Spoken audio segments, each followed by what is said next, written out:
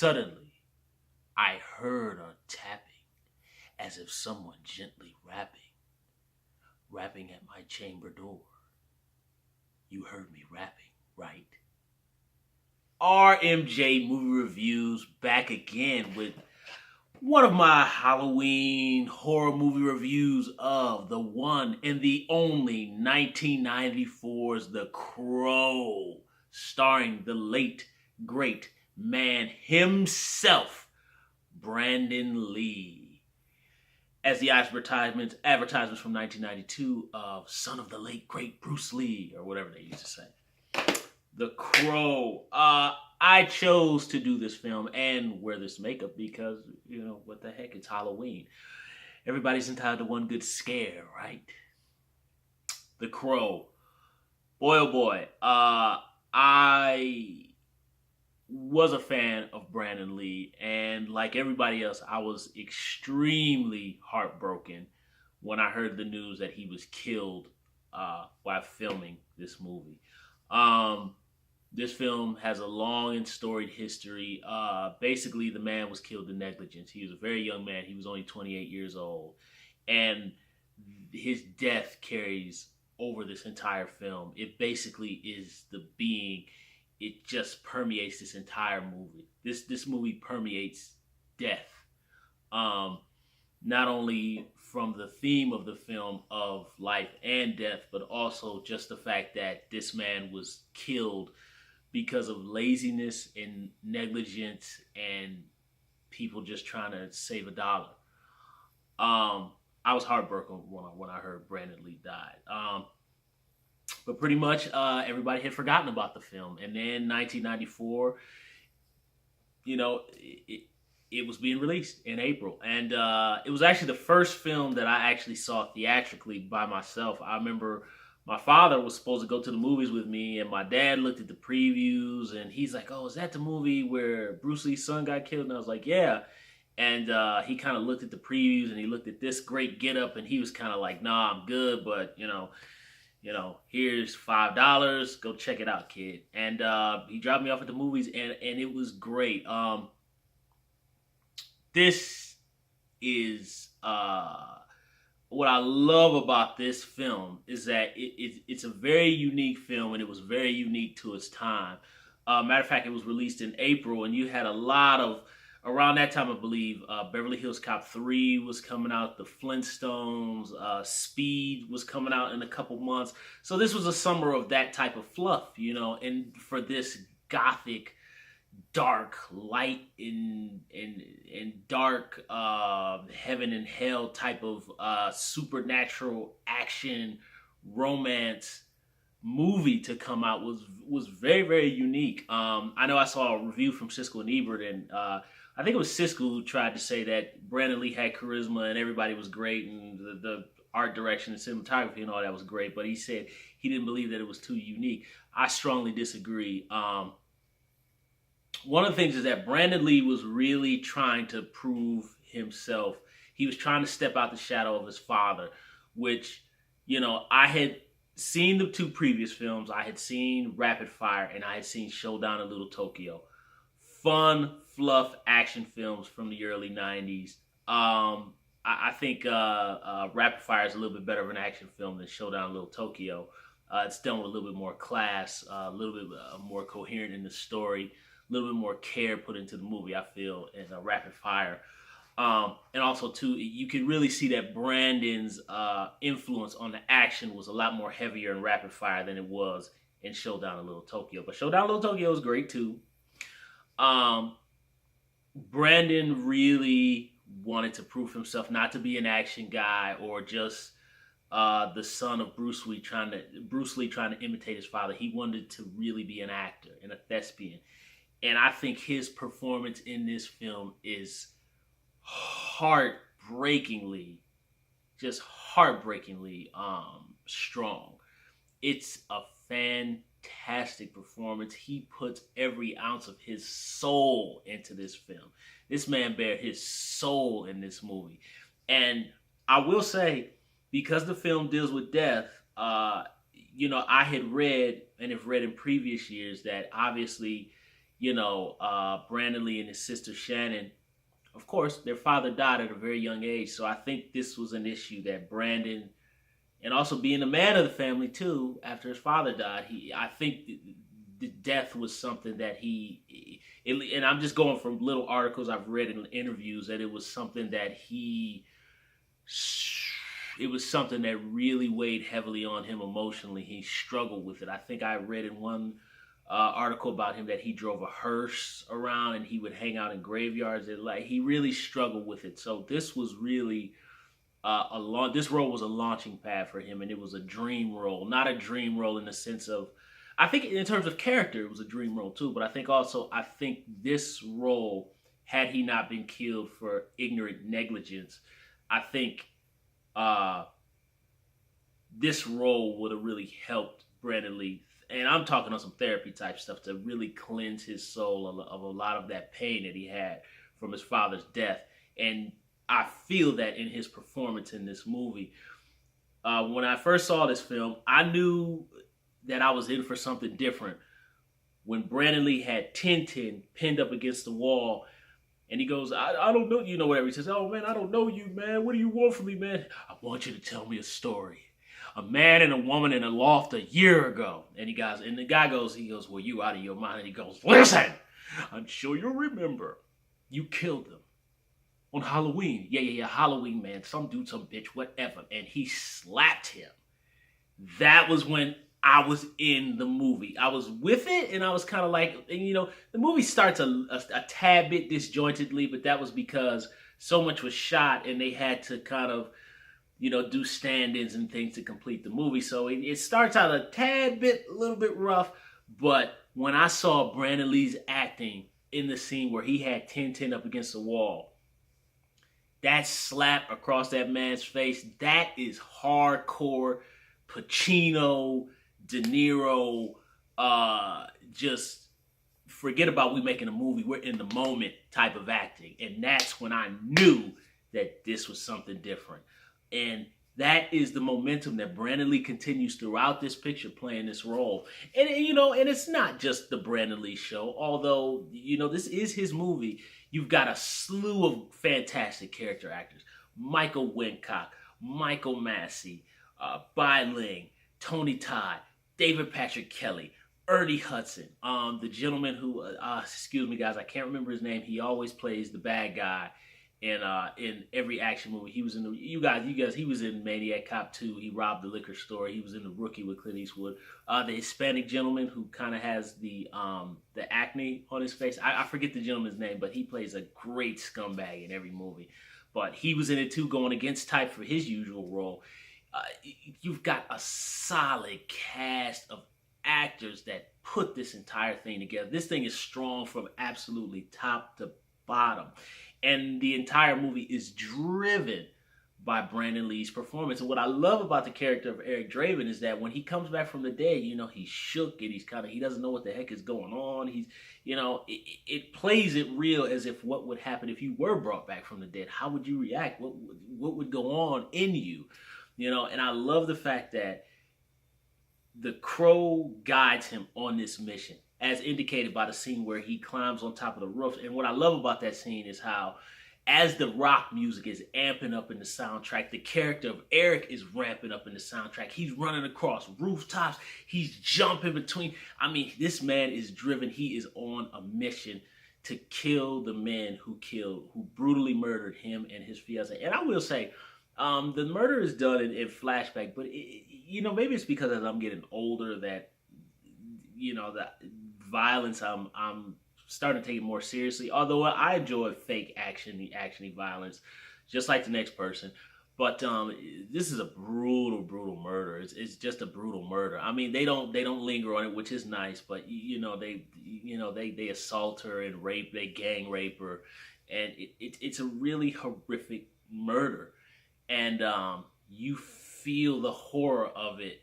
It's through Brandon Lee's performance. It's through his performance that you feel the horror. You don't have to do Death Wish 2 style, and showing these horrific gang rapes and abusing the actress and all that. He is heartbroken. He is wrenching that his girl was murdered, and he was murdered, and it's he bears the weight of it.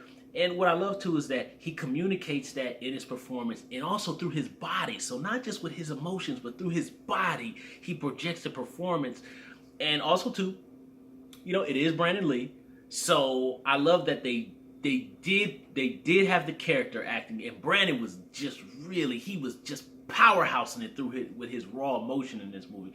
But I love that, he did know that, he's Brandon Lee. So he got to sell a little bit of the action, and that's what I love too. They incorporate a little bit of Hong Kong action in there, and the character of Eric, he was a rock star. He played in a band, so he isn't gonna come back from the grave doing the stuff he was doing in Rapid Fire. So, but there are martial arts elements in it. So there's a couple, because some of the things that he does, the double kick, and then he jumps back on his feet, and some of the cartwheels that Brandon Lee was very good at because he was so agile and quick. He was fantastic physically. A lot of people I've seen on the internet dog him, and say, oh well, his dad was quicker. Okay, well that was Bruce Lee. That was Bruce Lee, people.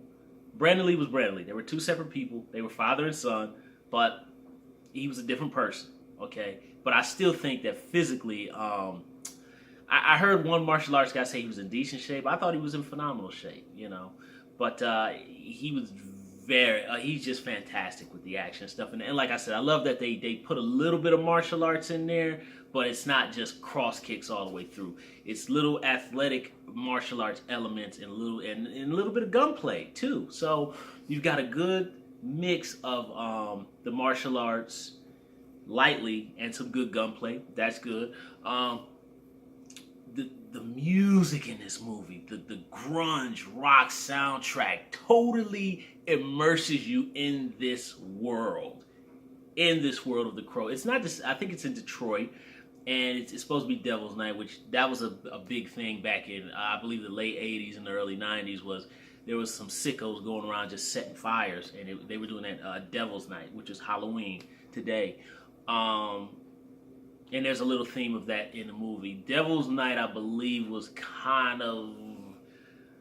it was ending a little bit by the time this film came out. It was still going on a little bit, but I don't believe it happens that much anymore. But around that time, it was kind of still going on and just ending. I'm surprised they even put that in the film. Really pretty brave of them, because a lot of people got hurt during that crazy period of time. But the rock soundtrack is just so fitting, and each rock song kind of communicates the mood of the scene. Each song is telling the story, of what is going on in the scene, and then with the character and their emotions. Just like I said, the scene about with Eric running on the rooftops. He kind of, someone take this dream away. That I can't remember the rest of the words. Take me to a different reality, or whatever the words say. But and then he says, it keeps calling me, right? So the Crow is driving him in this scene. The words of the song saying, it keeps calling me. And you see that he's just running across the rooftop. It's driving him. It's just the Crow is telling him, this dude who killed you and your girl is here. And it's pulling him towards him. And then, basically the Crow kind of goes, look, there he is. And then he's on his mission. It's time to go to business. It's fantastic. It's really fantastic. The set design, old school, early 90s, and there's a lot of models used in this film, and I love that. So you really, you take the models, because a lot of the city of Detroit swoops in and out, which they did that on a model, and then you kind of visually put the actors into these models, and that stuff is really cool. And I know when you look at it now, you can kind of go like, oh, it looks fake, but that's kind of what sends you into this comic book world in this movie. It's really cool. I really love it, and I think the intention was they wanted, because this was based on a comic book. And I've seen a little bit of the comic book online, and they really kind of redid the movie in a different way. There's a lot of things that are different from the comic book, but the basic gist of the story is the comic book. I think the original intention was they wanted to do this black and white. That was never going to happen, but the movie is basically black and white enough. And I remember at the time, a lot of people were complaining about that who saw it. And, people who didn't like the film, because not everybody liked the movie. I don't see how. I think this movie is great, but it's not everybody's cup of tea, you know. But people were saying, "Oh, well, we can't see anything." And I didn't have any troubles when I saw it at the theater. I think maybe there were a couple parts where maybe sometimes the crow was kind of hard to make out here and there, but overall, I didn't have any problems with the movie. They mute the colors just enough to make it look black and white, which it just lends to the world that you're in. This is a very depraved, sick, dark, hopeless world. The only shred of hope in the film is really Officer Albert, played by Ernie Hudson, and the little girl Sarah and her mom. Eric, he's not really a sign of hope because he's already dead, but he's basically back to he's back to avenge the death, and if he can along the way help out those who might need some help. So this movie definitely has the themes of good and evil, light and dark battling one another. You got Michael Wincock and his boys, they represent the evil, and you've got Eric Draven and his stable of angels, which I said is Ernie Hudson and the girl Sarah. They represent the good in the film. So it's really just a very good balance and contrast, and the movie balances the performances very well. All the actors play to their roles very well. The good guys play the good, and the evil guys play the evil. It's not too much of one of the other. And one thing I do like is that the film does have genuine heart to it. It does have genuine heart, and it does have a genuine sense of hope to it, of that you can make it through it. The heart is really what drives this movie. Yes, it's got the cool action. Yes, it's got the gruesome violence and all that sprinkled throughout. But really, really, it's the emotion and the love that really drives this picture. And I really think that this is really a beautiful movie. I really think that this movie has so much heart that people really forget about when they just think about the actiony crow special effects stuff. But it's really a very deeply romantic film. I wish it'd be given more credit for that, but it's a fantastic movie. It really is. I think it's one thing I will say. When the VHS tape came out for the movie, Mom let me rent it. So anyway, when you fast forward the VHS tape, there was a 1-800 number of like this studio where you could order this book about the crow and the posters and all this kind of stuff. And again, I put it up on my channel, guys. It's in there somewhere about a year or two ago. But I still have this crow book that has the entire production detail from top to bottom. And I contemplated about selling it for some money, but I was like, no, I want to keep it. And it has very detailed information about the Skull Cowboy who was originally in the movie. There's a lot of really cool details. Just a lot of useful information. It kind of goes into detail more about Top Dollar, played by Michael Wincott, who was not known. He wasn't called Top Dollar in the movie. They don't even say his name ever. I think they just call him the Man, and that's about it. But there was detail about the fact that his half-sister, played by Bai Ling, I think his father was a soldier in Vietnam, and something about his father had done a lot of killing, and it was, but basically their brother and sister relationship was a result of horrific death.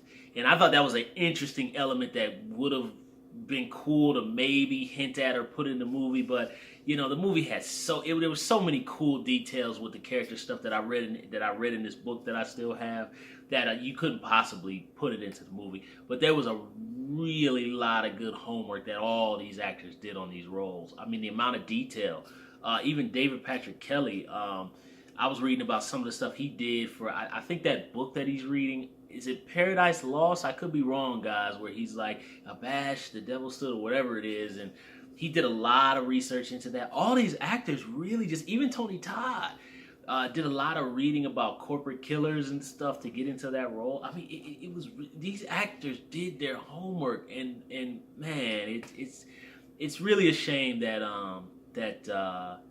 this man lost his life over something so silly. Over complete negligence. It's just really, really sad. But The flip side of it is that Brandon Lee put his heart and his soul, and he really believed in this character and he believed in this movie. And I really believe, had he not been killed, I think Brandon Lee would be doing movies with Al Pacino and the greats right now. I think he definitely would have broke out of the action genre, which was where he was on his way to. It's just sad. I still feel a little bit of hurt every time I watch this film. But you know, Mr. Lee is sitting up there in heaven, and he's glad that fans like us and everybody else enjoys his work. Uh, this movie's great. It's just fantastic. I love this movie. Um, Sorry guys, I got in a little bit of a tangent. I would have talked more about the movie and some of the action sequences, but I just got kind of wrapped up in it. Thumbs up the video, subscribe to the channel, share the video, and don't forget to hit the little bell. And you guys leave comments down below about The Crow and Brandon Lee, and just what you all think about this beautiful film. RMJ Movie Reviews. I'll see you guys soon.